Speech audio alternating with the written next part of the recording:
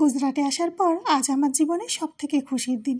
এর থেকে বেশি খুশি বোধহয় আমি এই 3 বছরের মধ্যে একটা দিনও পাইনি। হ্যাঁ, তোমরা ঠিকই শুনেছ। আর কেন আমি এমন বললাম, পুরো ভিডিওটা দেখতে থাকো, তাহলেই জানতে পারবে। হ্যালো এভরিওয়ান, কেমন আছো তোমরা সবাই? আশা করছি সবাই খুব ভালো আছো। নতুন একটা ভিডিওতে তোমাদের অনেক স্বাগত জানাই। আজ প্রথমবার আমার বাড়িতে কোনো গেস্ট আসতে চলেছে। কোনো না, খুব কাছের আর খুব ভালোবাসার দুজন মানুষ। হ্যাঁ, তারা হচ্ছে আমার ভাই। আমার তো নিজের ভাই নেই, আমার তো একটাই বোন। তো যে দুটো ভাই আমার বাড়িতে আসতে চলেছে আজ, একজন হচ্ছে আমার মামার ছেলে, একজন হচ্ছে আমার মাসির ছেলে। তো ওরা পুনেতে থাকে জবের সূত্রে। আর এই ভিডিওটা কিন্তু অনেকটা লেট আপলোড। তোমরা জানোই, আমি এর আগের আমার ঘরে লক্ষ্মী পুজোর ভিডিওতে বলেছি যে মাঝখানে নানান রকম সমস্যা অসুবিধার কারণে আমার গ্যালারিতে বেশ কয়েকটা ভিডিও পড়ে আছে, কিন্তু আমি টাইম টু টাইম পোস্ট করতে পারিনি, যে কারণে অনেকটাই ডিলে পড়ে গেছে। তো ঠিক আছে, এটা হচ্ছে 1 নভেম্বরের ভিডিও। যেহেতু বৃহস্পতিবার 30 অক্টোবর বা 31 অক্টোবর ছিল আমার ঘরে লক্ষ্মী পুজো, আর তারপর দিনই আমার ভাইরা এসেছিল। দুর্গা পুজোরও অনেক আগে একদিন আমার ভাইয়ের সাথে কথা হচ্ছিল। তো আমি বলেছিলাম, তোরা কালী পুজোতে কি বাড়িতে যাবি ছুটিতে?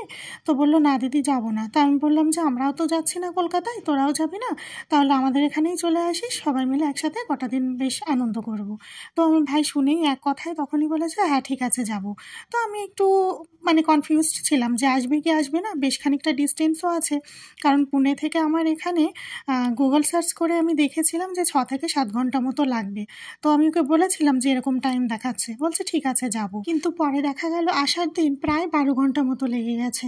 তো অনেকটাই ওদের জার্নি করতে হয়েছে। আর আমার একবার বলাতে আমার ভাইয়েরা যে এত কষ্ট করে আমার জন্য আমার বাড়িতে এসেছে, এটাতে যে আমি কতটা খুশি হয়েছি ওরা বোধহয় এখনও জানে না। বাড়িতে পুজো থাকলে 2 দিন আগে থেকেই যেমন নানান রকম কাজকর্ম শুরু হয়ে যায়, তেমনই কিন্তু পুজো শেষ হলেও আরও 2 দিন এরকম কাজ পড়ে থাকে। এই কথাটা তোমাদের কাদের সাথে মিলেছে জানি না, কিন্তু আমার বাড়িতে হয়, ওই জন্য আমি বললাম। তার কারণ আগের দিন আমার ঘরে লক্ষ্মী পুজোর ভিডিওতে তোমরা যে সমস্ত ভোগগুলো বানানো দেখেছো, সবগুলোই ঠাকুরের নিরামিষ বাসনে বানানো হয়েছে। তো সেগুলো মেজে ধুয়ে পরিষ্কার করে জল ছড়িয়ে আবার জায়গা মতো উঠিয়ে রাখা, ঘর বাড়িতে নানান রকম জিনিসপত্র এলোমেলো হয়ে থাকে, সেগুলো সব ঠিকঠাকভাবে গুছিয়ে তোলা। আর পুজোর দিনে কি হয়, উপোস থেকে বিভিন্ন রকম ভোগ বানিয়ে রাত অবধি জেগে পুজো করে সব কিছু কমপ্লিট করে শুতে শুতে তো আরও বেশি লেট হয়ে যায়। আর আমার অলরেডি পুজোর 1-2 দিন আগে থেকে রাত জাগা শুরু হয়ে যায় নানান রকম কাজে।